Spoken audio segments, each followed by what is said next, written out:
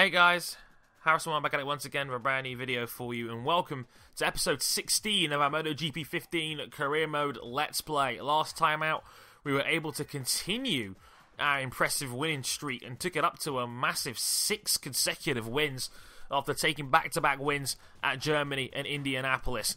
Next up on this episode, we got Brno, we got another test coming up, and we'll also be taking on the British Grand Prix at Silverstone, so looking forward to that as well. In the meantime, I'm also going to be going through many of your questions too, because a couple of you guys did send me some questions after the last episode, and it's not that I got a lot of questions, it was the fact that I got a lot of questions that I could easily expand on, so to speak. So I'm going to address that very, very soon, as a matter of fact. First question was from Donovan.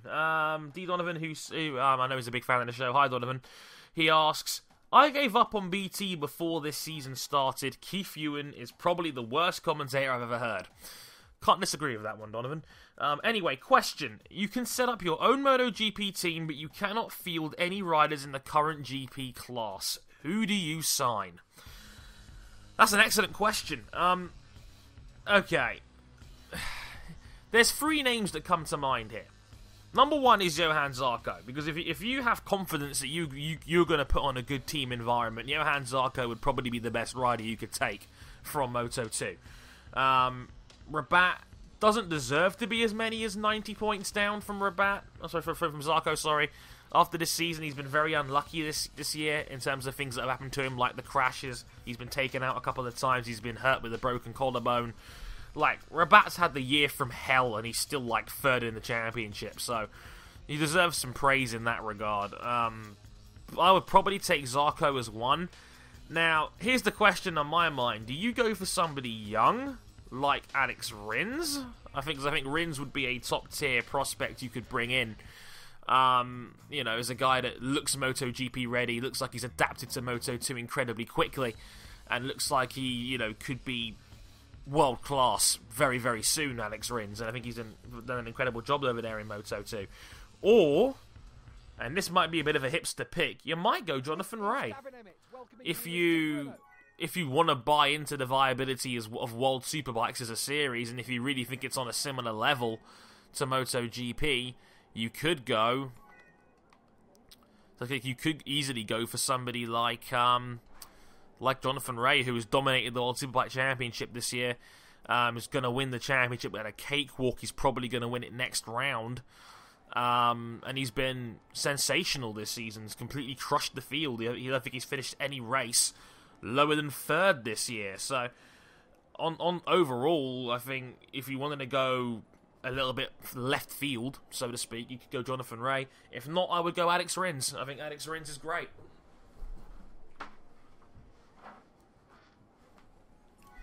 So yeah, I think if you wanted to go with any one of those guys,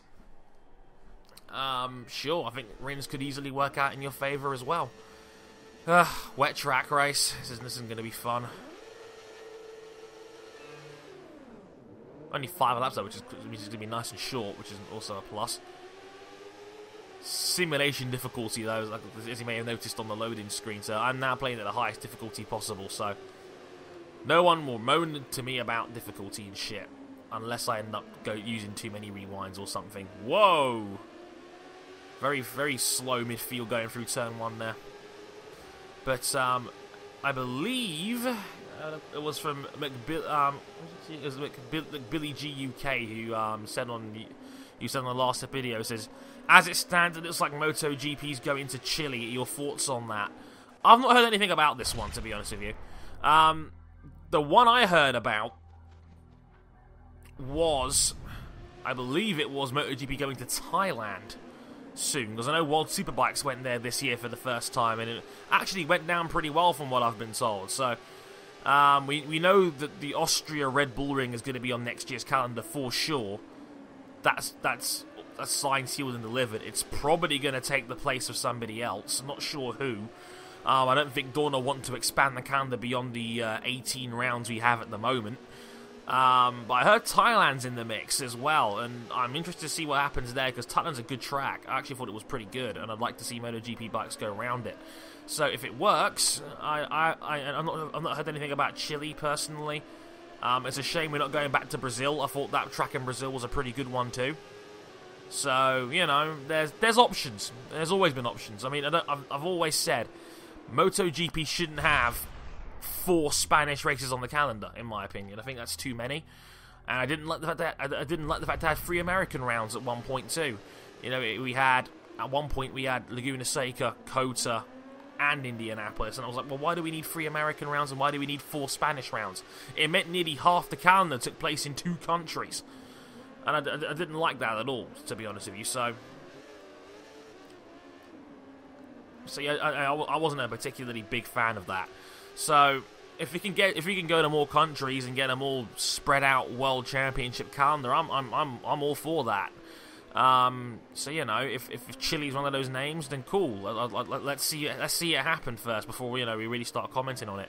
I mean, people have asked me about the Red Bull Ring before as a track, and I said, hey, I think it was actually a really good fit for MotoGP.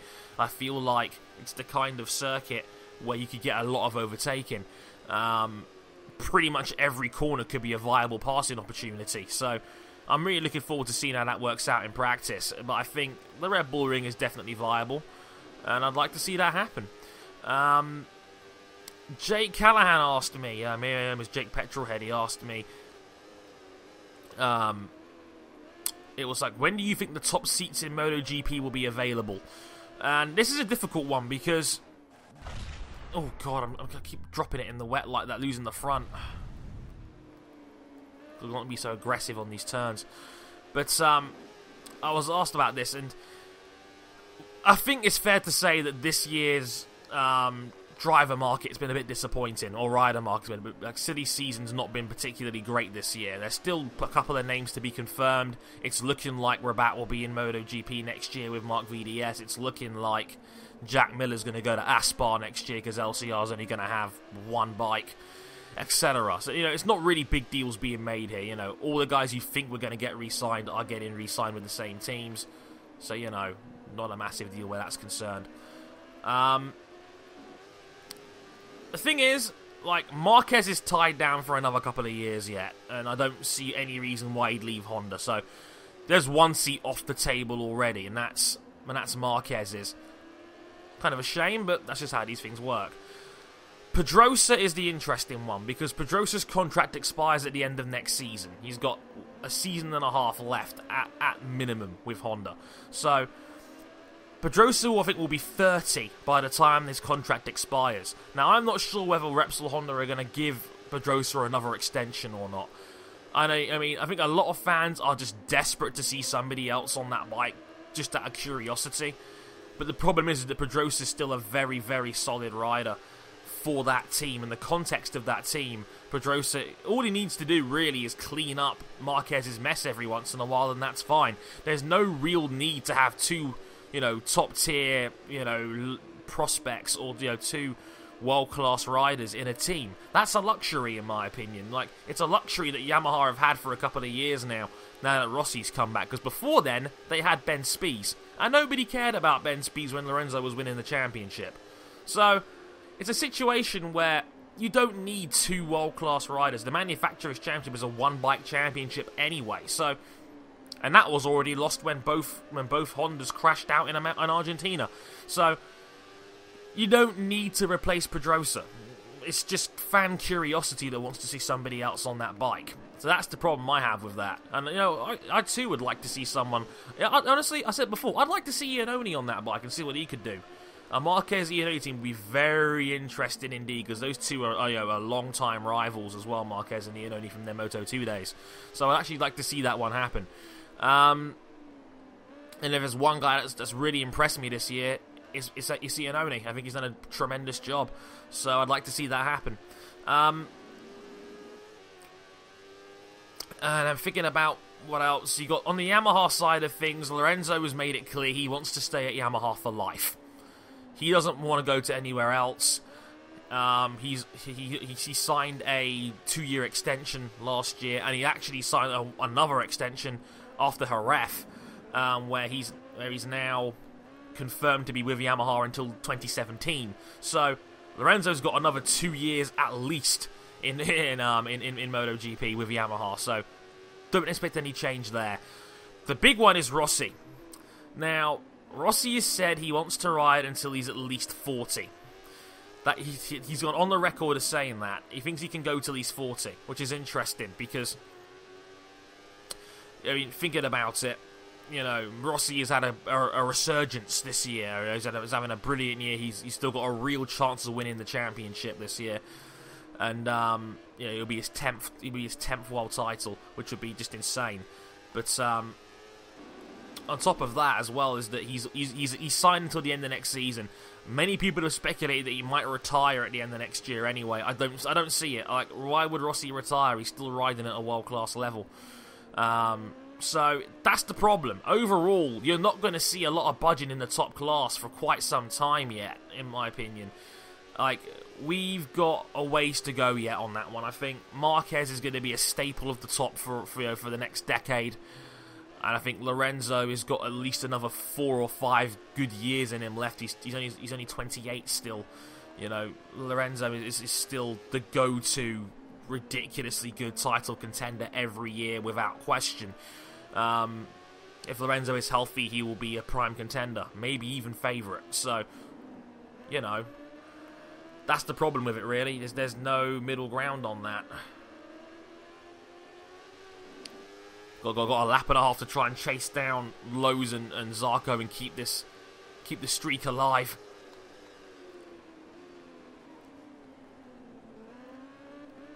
And I break myself there, but we swing it back. But yeah, I think it was one more question that was asked. Actually, a fair few people asked me this, actually. Asking me about Scott Redding, and Redding going to the Pramac team. And my thoughts on that. And my response to that was, well, Redding's kind of been a little bit of a lucky boy for quite some time. In the sense of, Redding has whined and moaned a lot since he got here, basically. And, like, when he first debuted in 2013 in the top class, he said that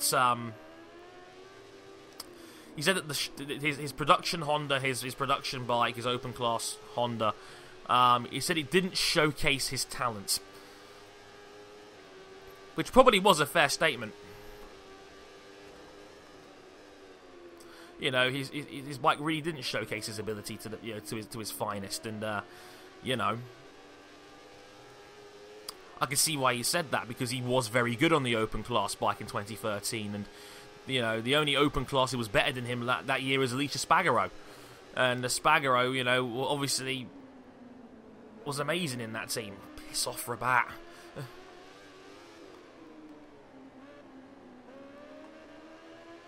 But it's a situation where, you know, he was begging for a factory bike. He got it this year with the Mark VDS team. He got the full-on satellite Yamaha. But the problem is that the bike this year has been terrible, and that's been an issue for him.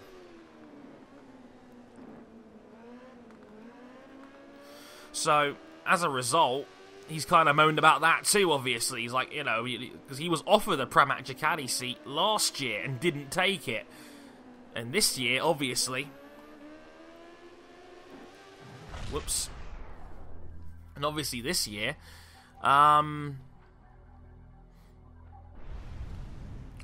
Obviously this year, he's taken that offer up from Pramac, and Pramac are probably going to get GP15s next year, so it actually makes sense in that regard that he's going to take the opportunity to take a better seat, because, you know, he doesn't like the Honda. Turns out, I mean, you're a shocker. Are we actually going to try and win this race now, real quick? Hang on, I'll talk more about Redding in just a minute.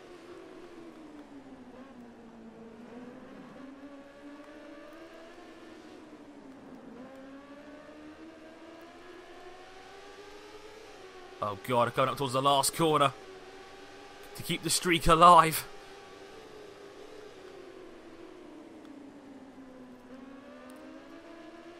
Yes! We're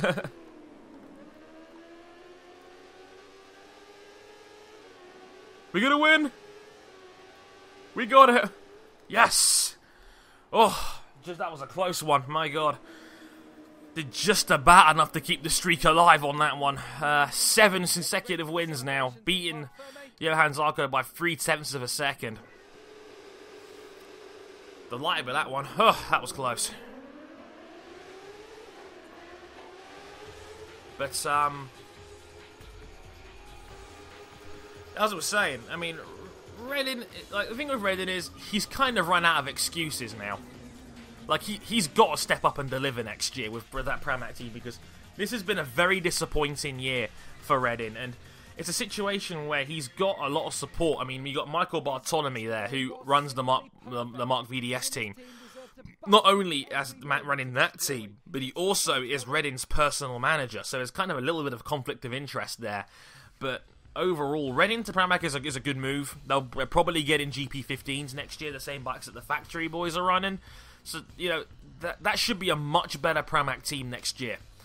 And so, you know, having Reddin there makes a lot of sense. And Danilo Petrucci, I'm excited to see what he can do on a GP15 next year, because Petrucci's been excellent on that GP 14.1 this year. As I mentioned last episode, he's going to be getting a 14.2 for the rest of the season. And I'm looking forward to seeing how well he does on that.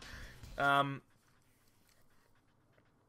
the whole, I think he's fantastic. And, you know, I think Reddin is a great talent, and I think he just needs to get his head down and start realising what the crack is. Time for another test. Real quick. But, yeah, I mean, just on the whole, I think he can't run out of excuses now. If he doesn't perform next year, he might be out of the class. Because, seriously, I know he signed a 3-year deal, but Danilo is the kind of guy he should be beating. If Reddin ever really does think he's as good as he says he is, then that's the kind of guy he should beat. Simple as that, really. And, you know, the Mark VDS bike didn't really suit him. He's always liked Ducati. He's always been very fast with Ducati, so it kind of makes sense in that regard. God, 2 minutes, 0.2? So that's quite a fast lap time.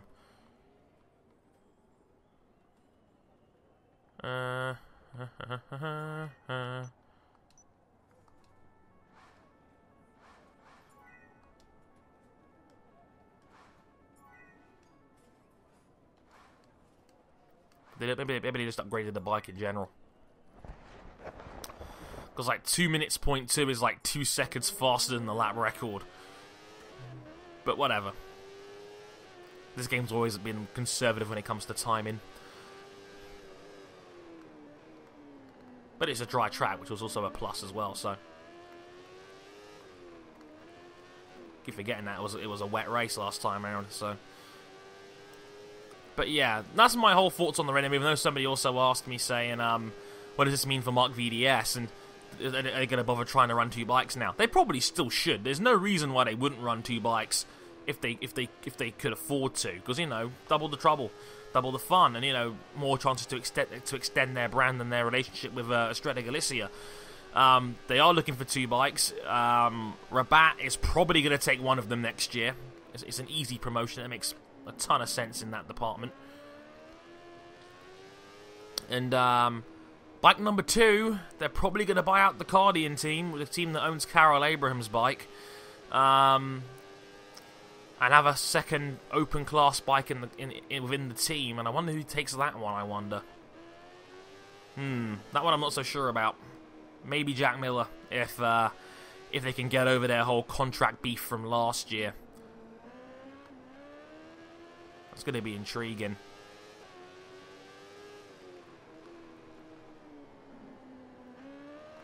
So yeah, I'd have to wait and see on that one. But like as I was saying earlier, like this year's silly season's not been particularly great. Next year's is going to be the really interesting one.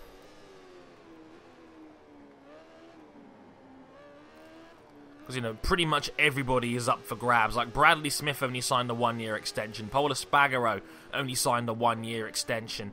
Dovizioso's contract runs out at the end of next year. I believe Ianoni's does too. So there's going to be a lot of free agents next year, so there could be a lot more reshuffling potentially.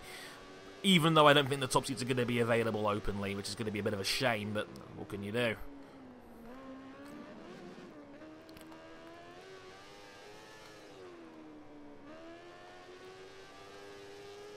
That should be enough to beat the 2 minutes point 2.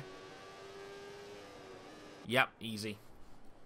1:59.5, and not a particularly difficult one at that either. Excellent.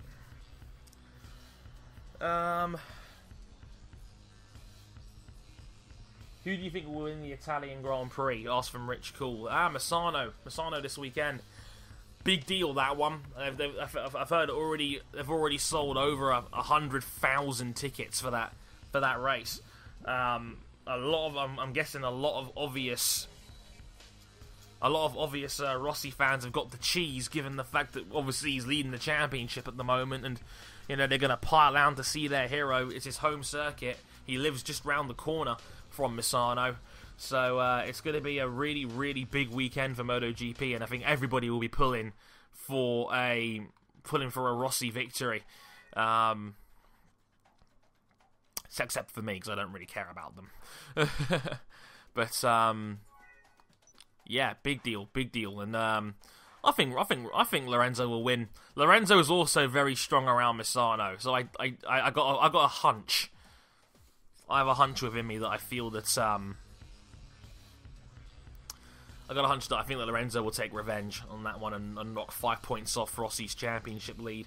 It's not really a Honda circuit, but who knows? Maybe Marquez will get involved as well. We'll have to wait and see. But yeah, it's just, I don't know. Like, the thing is, we've not really seen a proper Yamaha scrap for a win so far this season. This is why I've said this season's been kind of boring in terms of a title fight, because it's like they keep taking minor points out of each other, and there hasn't really been a killer blow yet until this race at Silverstone, where Rossi put 12 points on Lorenzo. So now I'm just looking here thinking, like, we need a proper Yamaha scrap for the win. Can we please have that at some point? That would be nice every once in a while. The quality of races has been pretty mediocre for a MotoGP season, to be honest with you. There's been a couple of really good ones, but I feel like we need a proper scrap at the top between the two Yamahas. Like, that is what would get the people going. Like, MotoGP milked it big time when we had the scrap at Assen between Rossi and Marquez. It needs something else like that again, in my opinion.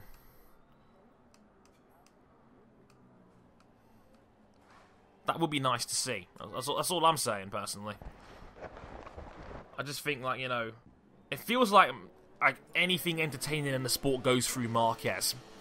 And that's a shame, not because Marquez is brilliant, because he is. It's just the two title contenders have not really fought each other hardcore this season, and I'd like to see that happen. For a win rather than for a third place like we saw at the Saxon Ring, for instance. Right, Silverstone. So we can get a home win here.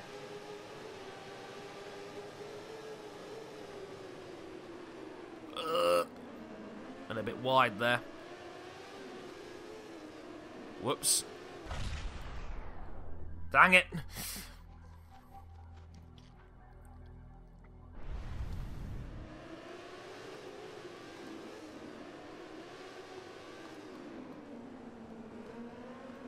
It's so easy to make time on this S-bend, but it's also really easy to cut a corner and get a penalty.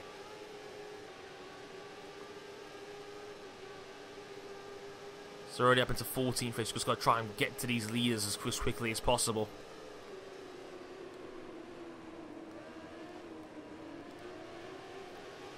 Come on.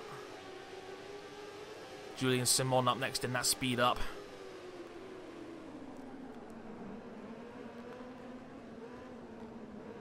Taka in the top 10. What a rare sight these days. Remember when he wasn't almost winning races a couple of years ago? That was a thing. Also, I'm glad there was a lot of comments in the last video telling me about how they kind of felt the same way about Rossi fanatics. I'm very glad I wasn't the only one that noticed that. Don't get me wrong, I know it's not entirely Rossi's fault. He's just that popular, and when you have... You could take a cross-section of any sport or any fan base and you're going to get dickheads. It's just how it is. It's just how sport is. Look at Hamilton yesterday. How many fans were defensive of Lewis Hamilton after his idiocy regarding Justin Wilson's minute of silence yesterday? And then and then basically trying to mock the people that got angry with him on Twitter. And I'm like, what is wrong with you? You're a grown man of 30. Take some responsibility for yourself. You're a grown-ass man, as my mother would say.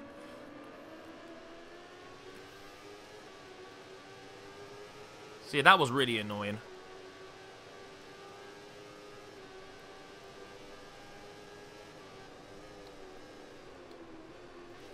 But, you know, on the whole, you take a cross-section out of any walk of life, you're going to get people there that are going to upset the apple cart. Like, one of my best friends is one of my better friends on Twitter is the most annoying Jorge Lorenzo fangirl ever. And, you know, I just got to put up with it, really. It's like, I just look at it and think, look, Lorenzo has fans?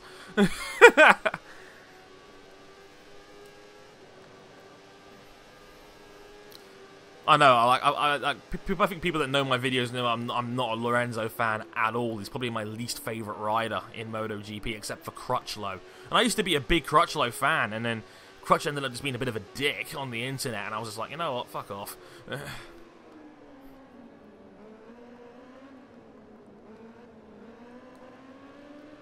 Just now, just got to try and think about how I can make the time up on these leaders now. But we've got Rins up next. I still got the other pack behind me there. Oh, shit. Not helpful, Dre. Oh, it's Volga up there, too. That's the funny thing about Jonas Volga. It's like every time, like, Volga is, like, isn't it funny? I think he's the only other guy in the class except for Zarco that's won more than one race this season. Volga, of all people. I like that he said it himself, he doesn't think he's ready for MotoGP yet as well, which I think was very honest of him. And I agree, I don't think he is yet. He's too inconsistent, Volga. Like, on his day, he can win. But I think he just doesn't have enough days. He's like Ronnie Johnson, the football player. Like, he was amazing, like, every once in a while, but he just didn't have that many amazing days. It's like the Ravel Morrison, only without the acid throwing.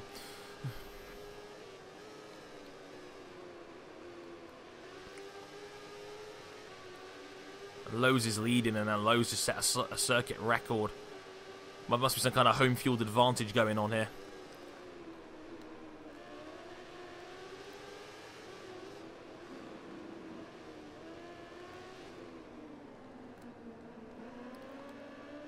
I nailed that chicane, alright. Right, up into fourth. We got Rabat in no man's land again.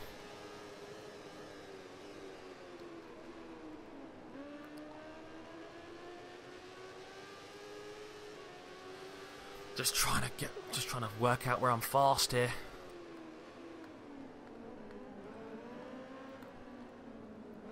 See, I've got to concentrate a little bit more now. I'm on this difficulty. I'm on simulation rather than hard, so I can't just cakewalk all the time. I've actually got to concentrate a little bit here and there.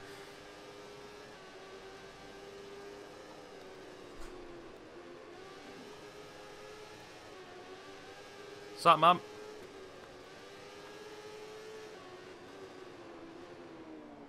"12 seconds later." My mum was trying to call me there for a minute. She just got in from work. My bad.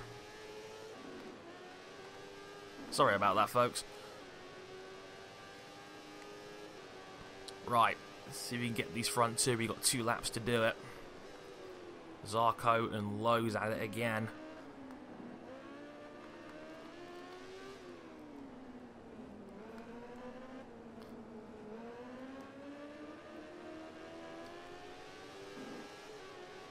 This free developed tech free chassis is really nice now, though.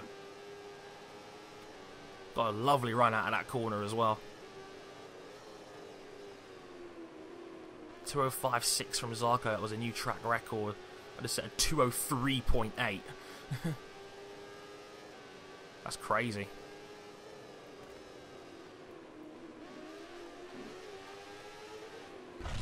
That was a 1.3 second penalty. Jesus.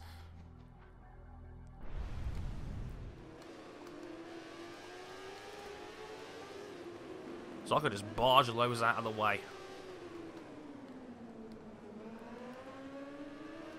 Went a bit wide there. But we take the lead. With a lap and a half to go. They got a better run on me though down the straight.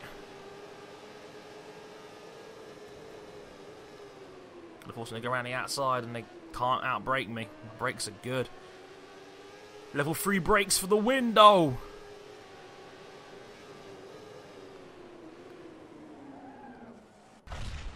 Shit. Turned in a little bit too hard on that one.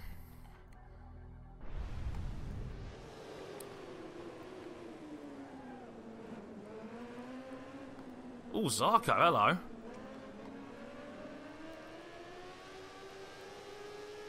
I can't lie, there was a bit of an urge in me there to try and take Zarco out for the sake of the championship. How much of a dick would I be for that one, though?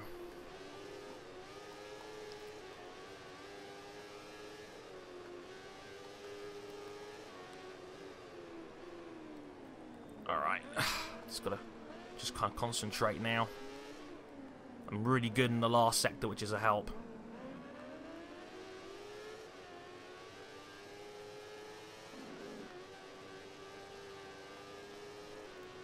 Zarco 7 temps back.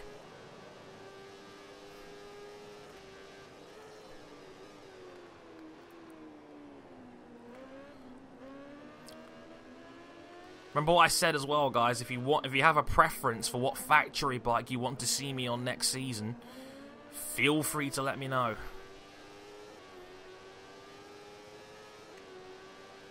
I'd like to hear your opinions on this.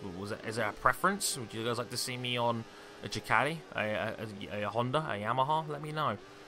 I'm still trying to aim to try and get as many credits as I can as quickly as possible, so I'll have to wait and see on that one.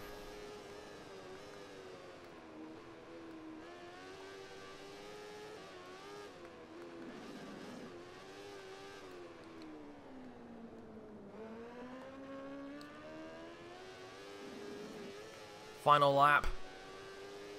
Going now 1.8 seconds, just trying to make sure of this now and get our 8th consecutive win. I'm coming for the Undertaker streak at WrestleMania, clearly.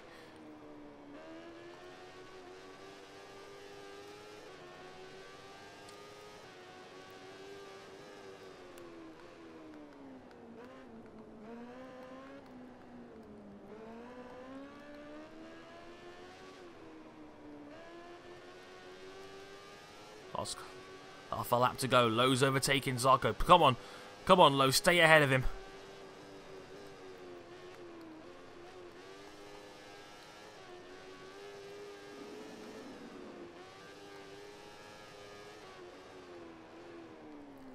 A bit late on the brakes there, but I'm trying really hard here not to make a mistake. Really hard. I don't normally concentrate this hard on the gameplay in a MotoGP video normally, but now I kind of have to. And Lowe's has actually gained time on me a little bit now. It's only 1.2 seconds. I just pray he stays ahead of Zarco. I need it for the championship. Another 10-point advantage would be great. Or another 9-point advantage, I should say, should be great. Coming around the last couple of corners now. This is the longest track we go to. Round the last corner. And we're going to take the win at Silverstone. And Sam Lowe's takes second place. Excellent. We needed that one, and we got it. Excellent, excellent stuff. We now have a 43-point lead in the championship. Excellent. We can now start even thinking about my first Moto2 championship. Ooh, get hyped.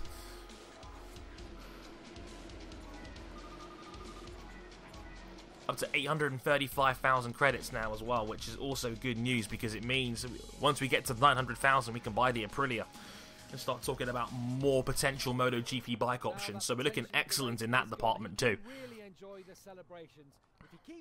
Thanks for the favour there, Sammy. Much appreciated. We Brits with a 1-2 finish. But yeah, overall, That's all excellent stuff. Thanks for the questions. Feel free to keep sending them in if you've got any more for me. And obviously, as always, thank you very much for watching. I hope you guys enjoyed the episode very much. And until next time, I've been Harrison101. Thank you very much for watching indeed. And we'll catch you guys next time. Sayonara.